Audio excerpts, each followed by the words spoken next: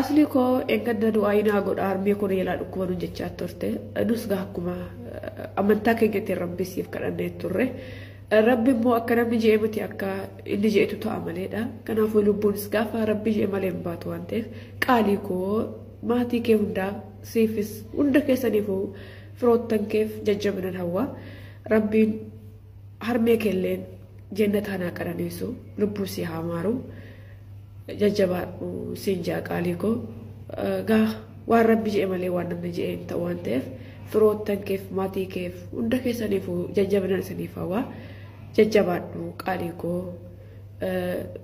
harmee keellee rabbi jannata hanaa qananiisu obsaaf jajjabina siif haa kennu nan beeka waa'een haadhaa nama gubaa nama dhikkubaa kanaafuu rabbii kan je'e ta'a waan ta'eef rabbi jajjabina isiniif haa kennu firoottan kee maraafuu jajjabaadhu isinin jaa qaalii koo. Ashama jaalladhe kabajamtoota hinaan fayyaa keessanii kan keessa jechuudha.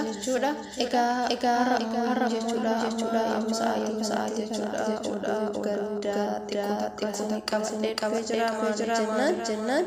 Egaa harmeen takka hardaati Dr. Asli jechuudha harmee teenya. Egaa du'aayii godhaa hammadee kadhannaa taasisaa jirra.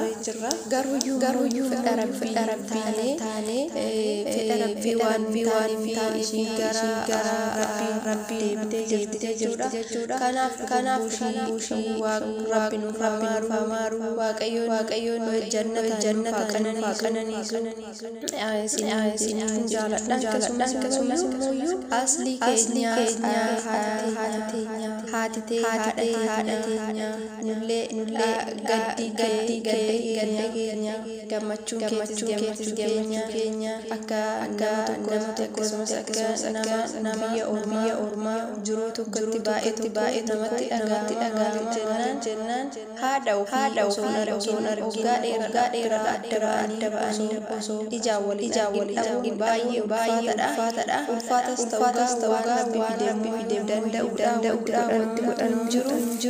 Rabbisillee jabeessinaa jechuudha.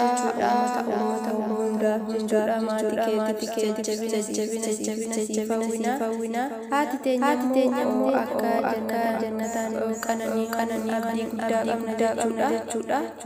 Egaa akkasii isiniin jaalladha kooyi. Kanuma.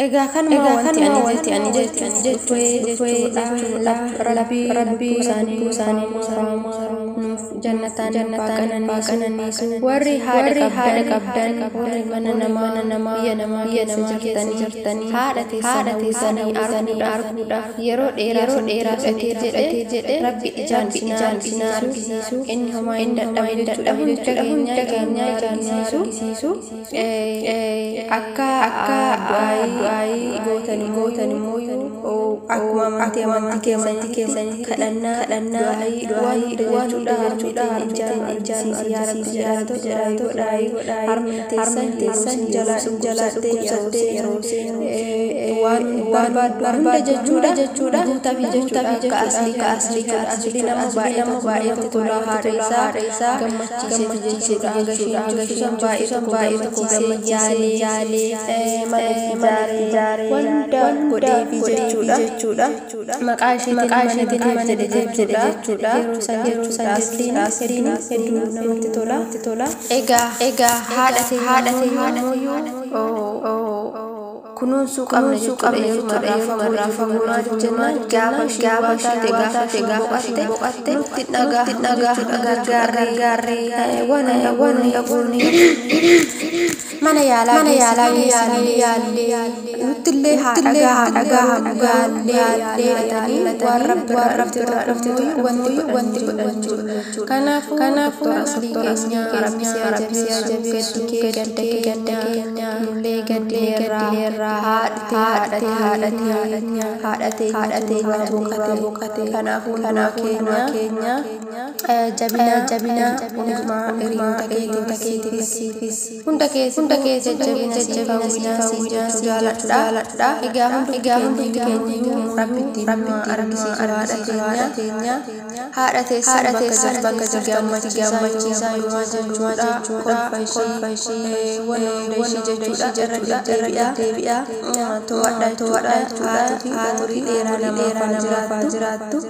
Kanaaf waan haadha jechuudha irraa dubbachuu yookaan immoo gaddanatti dhagahame akka tokkotti gaddanatti dhagahame jechuudha.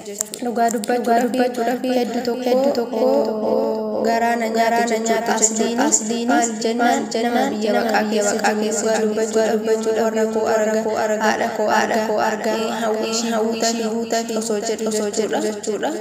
Hawwiishii yaa rabbi osoo galmaan yaa rabbi waa takka ishiin godhi osoo jedhu jechuudha. Egaa kan namni jedheen ta'u kanuma rabbiin ofii jedhetu ta'a jechuudha. Kanaaf omtu sitti dhagahamee sifaana gaddiin kan immoo harmeen takka harmee tokko harmee jechuudha. Sanii nama biyya maqaa ta'anii harmee ofii kan boqattee dhiisitoo halkanii guyyaa jechuudha. Bannaan baay'ee badaa beena jechuudha. Kanaaf rabbi jabaa kennu jabaa biraa illee naftu wanti nu biraa jechuudha. Qofa wanti biraa hin nafne osoo godhanii biraa hin nafne du'atana hundi keenya kan eegganna aga lafa waan gaarii hojjechuu itti barbaachisaa jechuudha. Kanaafuu keenya waan gatii naadhummaa dhagahamee kan haadhummaa obsa siifaa kennu jajjabaa qalbii isaa baay'eetu boca jechuudha. Sammuu ibsatanii mana yaalaa jiru baay'ee asii duraan jechuudha. Tokko qalbii miidhamaa ture. Ammas immoo waan rabbi godhetti uumaa wanti jedhanii jiru. Kanaafuu hamma dandeessu irraa eegamu gootee jirta akka goote akka wanta ishii barbaachisu fi dhibbuma ishii qofaa akka irraa dadhabame maallaqeetti baastee kana hundumaan himtee jirta. Yeroo baay'ee waan ta'e nan dhaggeeffadha. Kanaafuu akkasiin jaalladha. Asliidha godhaa haadha kisee jechuudha. Amantaa keessatti taasisaa fi rabbi qananiisu sinin jechuun jaaladha. Asumarraan qophii labeetiin jira. Kanuma ibsa jecha lama ganaa dhagaame ibsachuu waa biraati miti. Egaa yeroo qabaadhe gogora irratti na sirreessaa yookaan immoo bakka kana jechuun jettanii na deebisuu jechuudha. Maaliif jennaan gaafa haasa'u hojjetu yeroo hundaa dogoggora kanarraa waan deebisaa eenyu deebisuu waan hin dandeenye dogoggorallee walii bakka jiru hojjennee wal sirreeffachuu baratu sinirtoota kiyyaa asumarraa warri mana haaraa taatan hinantuu subscribe godhan maatii fi gara fuuldura wantoota garaagaraa qophii adda gaafa biiroo madaanii jechuudha. Wantoota hedduu hojjettee gama keessan qooduu barumsa guddaa akka irraa argattan jechuudha.